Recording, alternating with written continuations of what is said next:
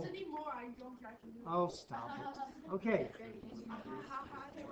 So, these will be a little different type of problem in that you're not going to be solving an equation to get a number like x equals 5.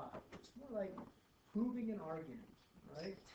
Or you could think of it like if somebody follows you, you know, if you're saying, hey, follow me to my house, all right? Do you just peel out and just go like crazy and screw the guy next to your right? Okay? No. You want to go slow so you don't lose them, right? No. Yes, you do. Okay? So the same goes here. You're trying to get from here to there without losing something, right? And you need to do it slowly. So if I want to show, if it's when it says verify this, I basically want to show why is this true? Why is cotangent over cosecant equal to cosine? Oh, I didn't. Okay, so tell me why. Give me one thing you know about cotangent. 1 over cosine over sine. 1 over, give me one change at a time, because otherwise you're going too fast and you're losing. So cotangent is cosine over sine. All right. Now, could I write that next to the cosecant and just leave the cosecant next to it? Is that okay? No. Why not? All right. Gosh, darn it, you guys makes your life so hard. Okay. So, boom. Cosecant. Boom. Okay. Do we all agree so far? Yeah. Okay. We just do these. Cool. Now, what's something else you can do? Cosecant is 1 over sine. Cosecant is 1 over sine. So I could leave the top cosine over sine and replace the cosecant with 1 over sine. All right. Cool. Cancel, cancel, or multiply top and bottom by sine. If I multiply by top and bottom, then I get that cosine of x. And can we all agree that cosine of x equals cosine of x? I'm not sure about that. And so we work the complicated side. Now, you could technically substitute on the right-hand side, but for cosine, what do you put in? It's pretty simple already, right? So you always start the complicated side, substitute in accepted facts, simplifying down so you make it look easier. You with me? Okay? So, this guy, sine cotangent equals 1 over secant. Well, let's prove that. Which side do you want to work, the left or the right? Okay? Everybody wants to work the left. What is, what can you put in for either sine or cotangent? 1 over tangent, okay? Or cosine over sine. Which do you think is better? Okay, let's go cosine over sine. All right, then what? The sines cancel or divide away. And what about cosine in just cosine? Just cosine. Yeah, I mean, isn't cosine the reciprocal of Yes. secant? So isn't that good? Oh, wow. All right. Boom. Easy enough so far? Just say no about everything. Okay. Even and odd functions. Now, this is going to go back to trig in a second, but this is universal, including non-trig. So an even function, think x squared, or x to the 4th, or x to the 6th, even-powered functions. Did you ever notice that in an even function, like a parabola, the y value you get on the right side is exactly the same as the y value you get on the left side. You follow? Unless it's not the order. Good point. You're right. Okay? That means then that in plain old general symbols, the y, remember when you see f, think y value. The y value at a negative x is the same as the y value at that same number but positive, yeah? That's the definition of an even function. Give me some examples of an even function. X squared. Absolute value of x. Nicely done. Yes. Okay? Think some trig. What are some trig functions that are even, that look the same on either side of the order? Sine. Does sine look the same on either side? Is it a reflection across the x-axis or the y-axis? Not quite. So what else? Cosine. Isn't this what cosine looks like? Cosine's the same on either side. So cosine. Anything else? What do you reckon goes with cosine? Secant. Secant goes with cosine, that's true. That's good enough for now. Okay. Odd functions, think of odd powers, like x cubed. X cubed is not quite like an even function, because when you put in a positive 1, you don't get out the same thing on the opposite side. You do, however, get out the same number, don't you? When you put in a negative 1, you still get a 1, but it's negative, it's the opposite sign. And when you put in a 2, you get an 8, but when you put in a negative 2, you get a negative 8. So in an odd function, when you put in an opposite x, like negative 2 instead of positive 2, you get out an opposite y value, like getting negative 8 instead of normally. You with me? Okay, please don't tell me, oh, you can move the negative out front. That is not factoring. You're not factoring the negative out. That is not what's going on here. The idea is that when you put in a negative x, you get the opposite y value, although it's the same numerical value. Give me some odd functions. F of x is x cubed. What about line, just y equals x? That's x to the first. Isn't that an odd power? Yeah. What else? Square root. Square root. Ooh, square roots. When you put in negatives into a square root, what do you get? Imaginary. No problem. Is there symmetry? So would you draw here? This is symmetry at the y-axis. Or label that in your notes. But for this, where's the symmetry here in an odd? X. Not about the x, it's symmetry across the origin. It's through the origin, so that when you draw on either side, it's the same distance either side. So square root of x doesn't work because it doesn't even have a left side. Try again. Well, Sine, yeah, sine is symmetric about the origin, yeah? tangent. Tangent, yes, wonderful. Cosecant. It feels like I have 5 trig functions here. What's the one that's left off? Cotangent. Cotangent. Where are the asymptotes for cotangent? At the origin. At the origin and pi. It looks like this, yeah? Yes. Okay. Is there symmetry to this? Okay. So is this, so think here, when you put in a pi over 4, you typically get 1, yeah? When you put in a negative pi over 4, you get negative 1. So is this symmetric about the y-axis or the origin? It's actually symmetric about the origin. This is odd. Okay. Now then, we got a lot of cool functions, but in that case then, I think, oh, sorry, shoot, there's extra stuff here. Are you with me? Can't we just do this? So, sine of negative 30. What I want you to, I know you could do that without doing any of this cofunction stuff, but sine of negative 30, isn't that the opposite of normal sine of 30? Are you with me? Okay. What about the sine of negative 150? Opposite of sine of 150. What about the cosine of negative 60? Be careful now. Cosine is even. Cosine of negative 60 is the same as the cosine of 200. positive 60. Okay? Now, this is important here. If you, cosine is adjacent, you agree? Yeah. Okay. So, if you go up, here's the adjacent side. If you go down, here's the adjacent side. Isn't cosine the same whether you go up or down? Yeah. So cosine of a positive angle, same as cosine of a negative angle. So why don't you make that for number 1? Now, because sine, it's different. If I say sine of negative 30, isn't sine related to the opposite side? Yes.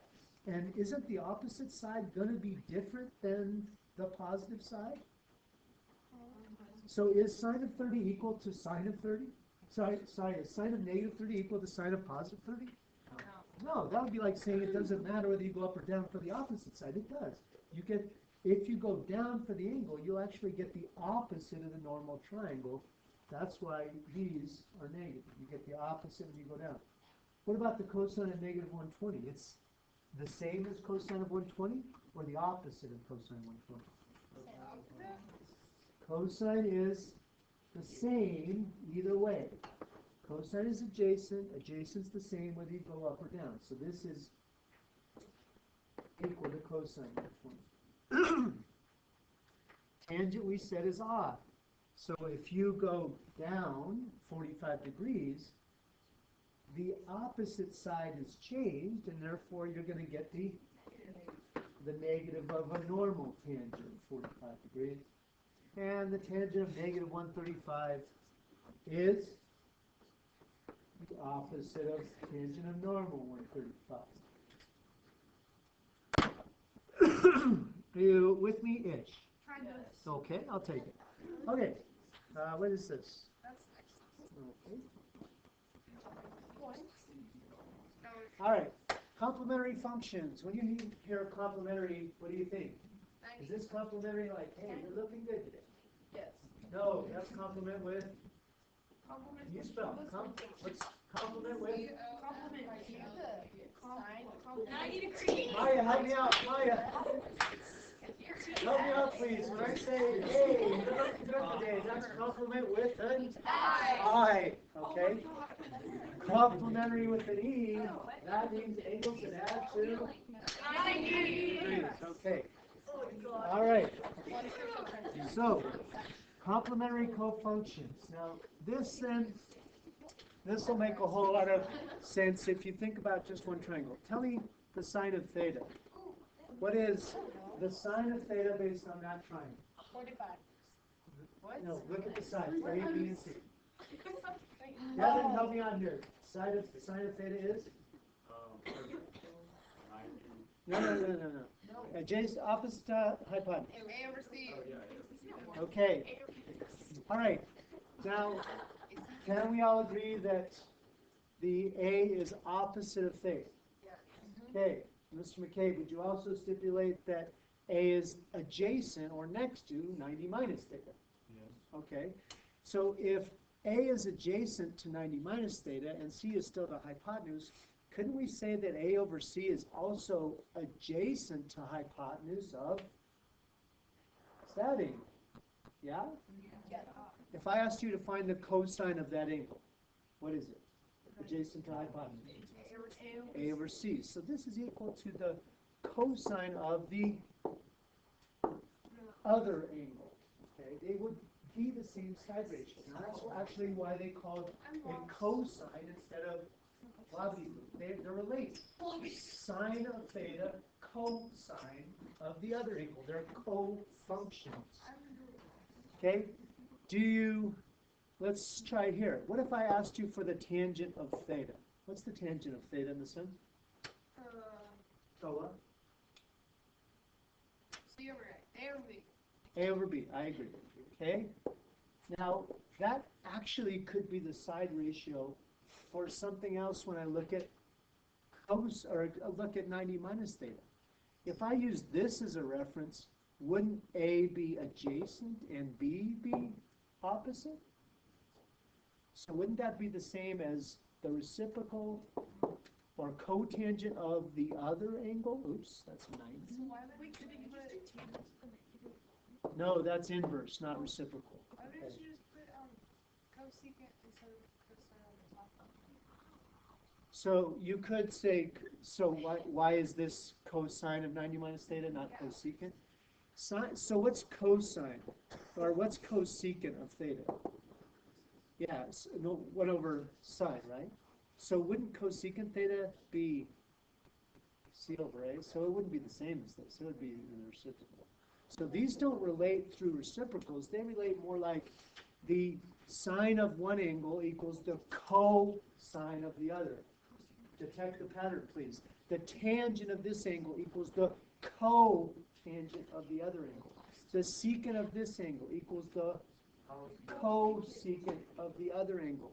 So you could say the secant of theta equals the cosecant of the other angle in the triangle. Depending on what angle you look at, the side ratio could be two totally different things that actually are equal to their co-functions. All right, now I know this is kind of funky, but that is the idea. When you hear a co, think the other angle. So sine of 90 minus theta is equal to the cosine of theta. There are 6 different possibilities. So with that said, sine of 30 is equal to what, Mr. Massara, in terms of other functions? What's another thing it's equal to? Sine of 30 is equal to the cosine of 60. They would both equal a half. Secant of 30 is equal to the cosecant of the other angle, 60. Tangent of 30 is equal to the cotangent of 60. And sine of 40 is equal to the cosine of 50. 90 minus theta. You with me? Do the other two on your own, please.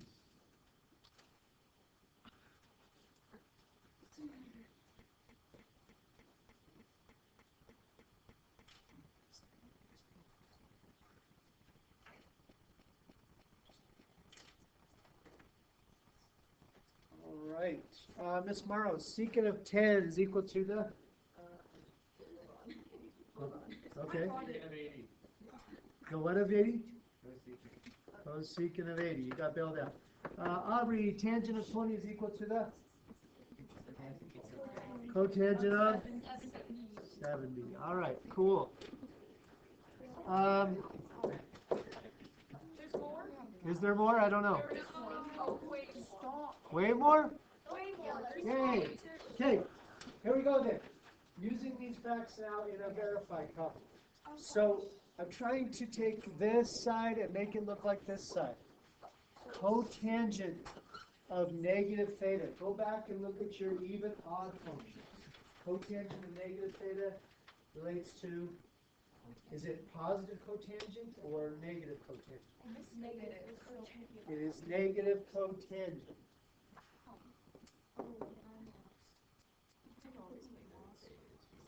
You follow me? Yeah. Okay. In your notes on the positive or negative, oops, that's here. Cotangent, maybe we should write these a little differently so they're more helpful. So for tangent, the tangent of negative x equals the opposite of tangent x. The sine of negative x equals the negative of sine of x. The cosecant of negative x equals the negative cosecant of x. And the cotangent of negative x equals the negative cotangent of x. You follow me? Now let's use that. Oh, wait.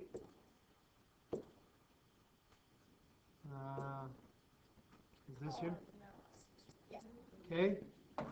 I guess we might as well also go back up here to the even functions. Would you write this down, please? Cosine of negative x equals No, it's just positive. normal cosine x, because going up or down doesn't affect cosine, which is adjacent. And secant of negative x equals secant x. All right, so those 6, you should maybe even box those so they can be found easy for your notes. Now let's go back to the problem. Are we cool? Yeah. Okay, so we said that cotangent of negative theta is the same as negative cotangent theta. Don't change two things at once. You don't want to lose the person following. All right? What do you know about sine of 90 minus theta? That's a co-function. So sine of 90 minus theta is equal to cosine theta. I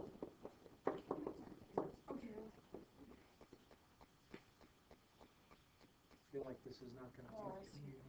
No, I get that. Is there an error in these notes? I'm seeing a problem here, but let's see how it goes, okay? What now do you know?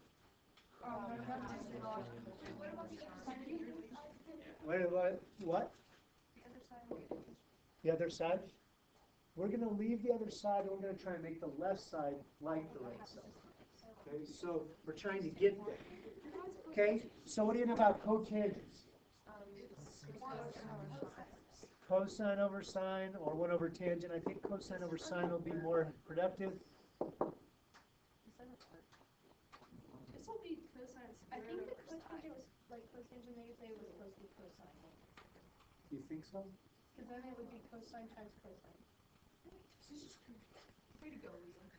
Yeah, way to figure it out. Oh.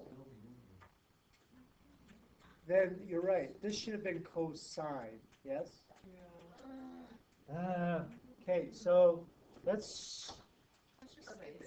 No, that's not going to help any. You're right. I think that's a typo. It should have been cosine.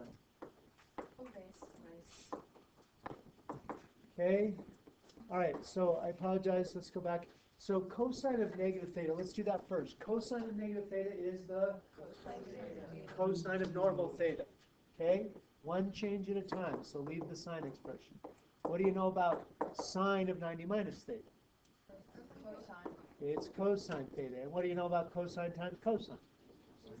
It's cosine squared. And so we're good. Okay? All right. We're doing fine. Tangent of 40. We're supposed to show all this stuff equals 1. How could that possibly be? I guess we'll have to see. So, what do you know about tangent of 40?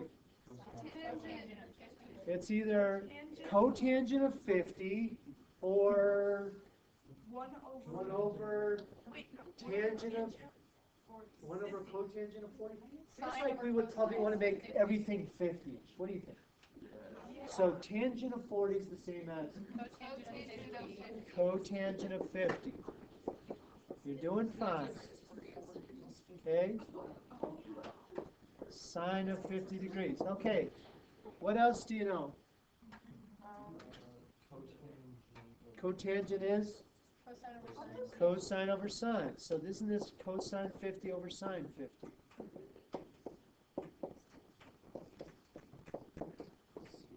All right, cool. What next? 1 over cosine. Can we do this all at once? No, one change per step. You're going to lose people following you. Okay, if you do that, then 1, you get a big fat everything divides away, and it's a big old 1. Now, What? Yes, I did that. everything divides away. Oh. 1. Real fancy. Now this is a 3-step identity. You'll eventually know how to do an identity with 15 steps. Oh. It'll be super fun, and you'll be so proud of yourself. I don't have time for that, so would you, let's do the new one tonight together, shall we? Would you start thinking over, You missed it really hard. oh, is there one more? Oh.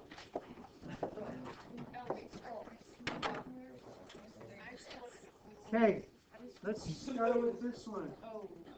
So, what can you do? Tell me something you could do.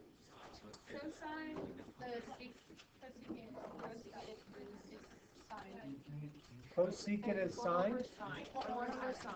1 over sine. So you're saying replace the cosecants, Wait, no, factor it out. factor the numerator? Factor the sine out of the numerator.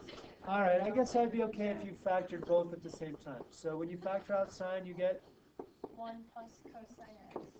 and when you factor the denominator, you get, 1 plus cosine x. ooh, that is nice.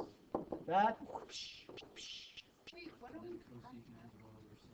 you factor a greatest common factor in the top, which is sine, greatest common factor in the denominator, which is cosecant. It's a heck of a lot easier if you do. Okay? Now you have sine over cosecant. What do you do? So cosecant is 1 over sine. Now you can do that one of two ways. You can either say 1 over sine in the denominator. You can also write cosecant in the denominator as sine in the numerator. Oops.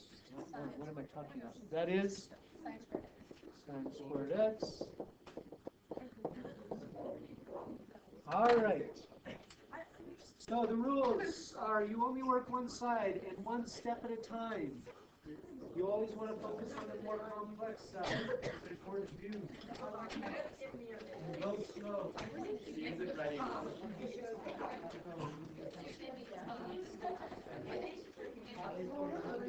Take my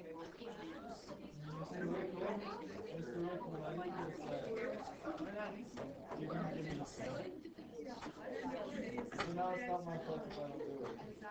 She dreamed I know. So you guys got some? I will give you two. This phase, why waste the paper?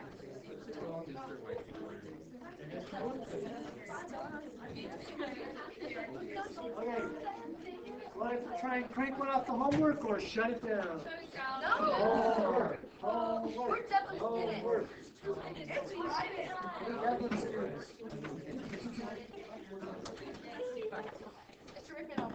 Let's let's do one for those weasels who are saying shut it down. Let's show them. 6 cosine tangent equals 1 over cosecant. Write it down. Write the original problem first. Yes. Okay. Which side do you want to work? The left or the right? The left. Okay. What can we go do on the left? Cosine is fine, but what can you do with tangent? Sine over cosine. Sine over cosine. Then the cosines divide. What about sine in the numerator? 1 over cosecant. That is 1 over cosecant in the denominator, and we are done. Factorial. Okay? Do we have time for one more, or now? Yes, it's very easy. All right, we already shut it down. All right, we is less than a minute. We is less than a minute. We are less than a minute. You can pack it up. Have a lovely weekend. Lovely.